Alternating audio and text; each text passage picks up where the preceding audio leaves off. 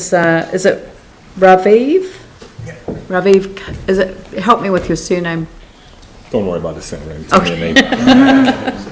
Thank you for coming in. Thank you for being here. Thank you for waiting. I was working this morning. I'm a community work supervisor. We just finished planting 800 trees in Clearwater above the groins. Oh, great. So that's nice. On that note, I think that the annual plan has 3 sides to it. And the first one is doing the community amenities as centers and old stone house and all of that. And I really support of that. I really enjoy going up to the Son of the Kiwi and having coffee after that was open. So that's great. Second one is all the infrastructure of water. I think nobody will oppose unless you do it for the Hastings level of having Carmela back there and you're not going that way. So I think that's good as well. And the last thing is the cycleways, which I'm supporting of. And I think there was a lot of opposition for cycleways from business and from economy in Canterbury University coming up with the idea that if we get a car for each one cyclist, that will be even cheaper. I think the question we need to ask ourselves is different. It's not it's actually who we're building it for, those cycleways.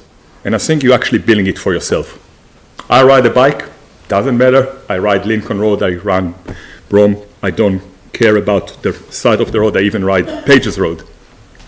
But if you think about the time you are spending every week in a car, and I would say probably most of you spend about 12 hours a week in a car.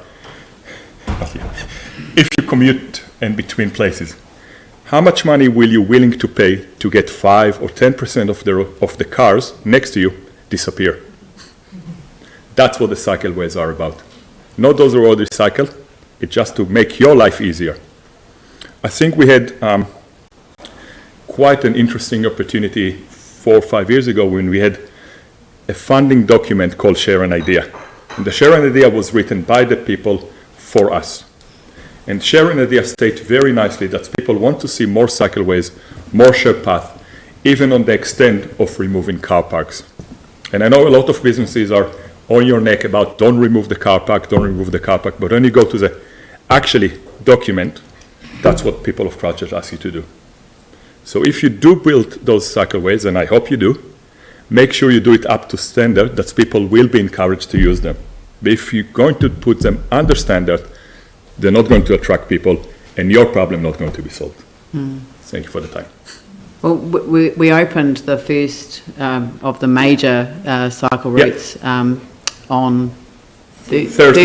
Thursday you opened the Little River one. Yeah. And I'll tell you, I mean, we were waiting for the minister to turn up, and so there were a number of people who were already using it, and it was just like thumbs up, and it is a beautifully designed one, I have to say, because it takes you straight through the back streets of Addington, so you're not on Lincoln Road at that point, and connects to the park and to the city, and then also connects out to the route that runs alongside the motorway. I just think it's fantastic. I agree with you. Myself, I ride Lincoln Road. It's faster, and that's what I say. For me, it's not an issue.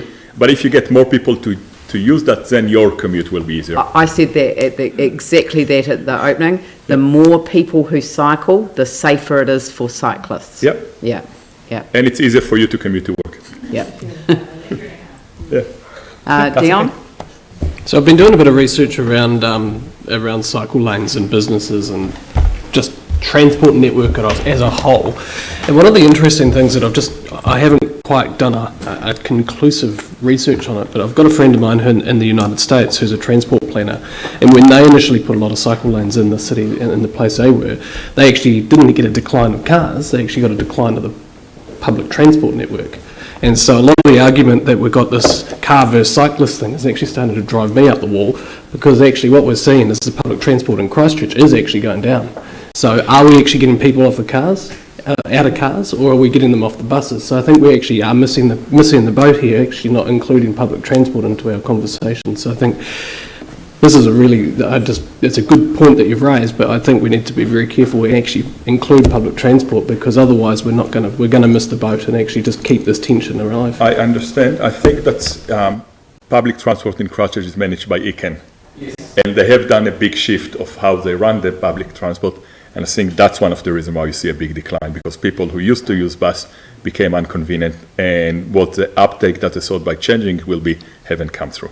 So do you think there could be something, a better way of doing public transport? Yes, but that will be with Ican. Phil?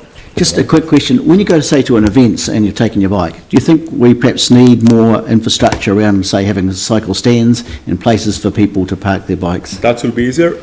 What I know in the USA, coming back to there, a lot of places had opposed cyclist way.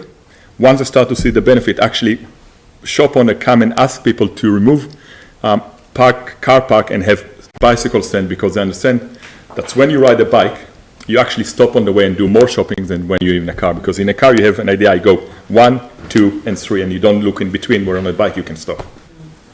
Thank you for your time. It's good. Look, thank you very much. Appreciate you coming in. Next